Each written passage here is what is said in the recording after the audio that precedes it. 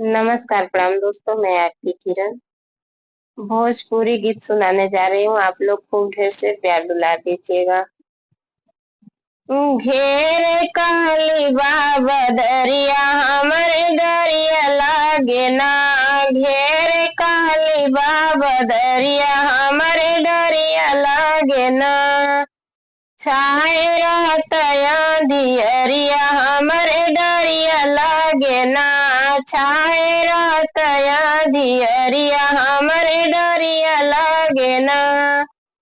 डरिया लागे ना हो हमरे डरिया लागे ना। घेर काली बाबा दरिया हमरे डरिया लागे ना। घेर काली बाबा दरिया हमरे डरिया लागे ना।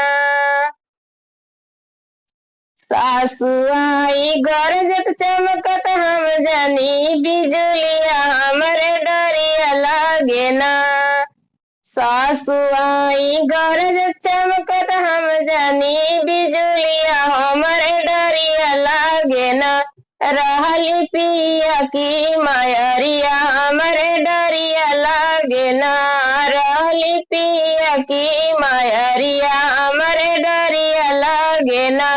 घेर काली बाबा दरिया हमरे डरिया लागे ना। जेठन आई नाचत गावत हम जानी नाचनिया हमरे डरिया लागे ना। हमरे डरिया लागे ना। घेर काली बाबा दरिया हमरे डरिया लागे ना। जेठन आई नाचत गावत हम जानी नाचनिया हमरे डरिया लागे ना। रहली पिया का भौजैया हमरे डरिया लागे ना। रहली पिया का भौजैया हमरे डरिया लागे ना। घेर काली बाबा दरिया हमरे डरिया लागे ना। घेर काली बाबा दरिया हमरे डरिया लागे ना। छाए रात दियरिया हमरे डरिया लागे ना। ननदी अइली हंसत खेलत हम जानी पुरवैया हमरे डरिया लागे ना। हमरे डरिया लागे ना।